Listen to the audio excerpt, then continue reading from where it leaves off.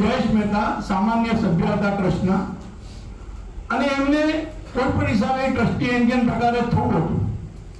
અંકિત મહેતાનો ભૂતકાળ બહુ જ ખરાબ છે, અમને ખબર હતી, એટલે મને મારી પાસે 4-5 વાર આવ્યા. પેલા ખૂબ પખાણ કરતા મારા કે તમારા સિવાય તો ચાલે નહીં, તમે આટલી મહેનત કરો છો. પણ હું તો સમજી ગયો હતો. પછી મને કે ગમે તે થાય મારે, મેં કીધું ભાઈ તારો ભૂતકાળ બહુ ખરાબ છે ભાઈ, તું છોડી દે, તું ધર્મ ધ્યાન કર, આપણે આમાં પડવાનું નહીં. અને એનું પર્સનલ હતું એટલે અમે બહુ ધ્યાન પણ નતા આપતા. ત્યારબાદ એમને પોતાની રમતો ચાલુ કરી અને 65 કિલો સોનું ટ્રસ્ટે 2017માં જે ખરીદ્યું એમને ચડાવ્યું કે ભાઈ અમે આ બિલો આ સોનું ખરીદ્યું જ નથી, આ સોનાની આરટીજીએસ કરીને આ સોનું ખરીદ્યું છે. આરટીજીએસ થી આ સોનું ખરીદાયું છે, એની પણ આ એક કોપી આપેલી છે કે ટોટલ ખરીદ્યું વેટ સાથે જે બી હોય બધું પેડ કરીને અને સંસ્થાના નીતિ નિયમો મુજબ આ સોનું ખરીદાયું છે. ત્યારબાદ 2020માં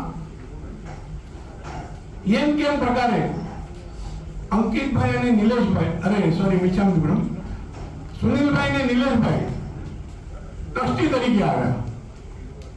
અમારો વિરોધ હતો, પણ શું છે બધા નિયમો હોય એમાં એમ કે અમારા કુટુંબમાંથી આ જ આવશે એમ કરીને. અને સુનિલ મહેતા એ રશ્મિનો સગો ભાઈ જે કરપ્શનમાં પકડાયો તે, એને અંદર આવીને એક જ ઈરાદાથી આવ્યો હતો કે કોઈ પણ કાળે આ વેર લેવું અને આ ભૂપેન્દ્ર ઉપર ખોટા આક્ષેપ કરવા, એને ચાલુ કરી દીધું.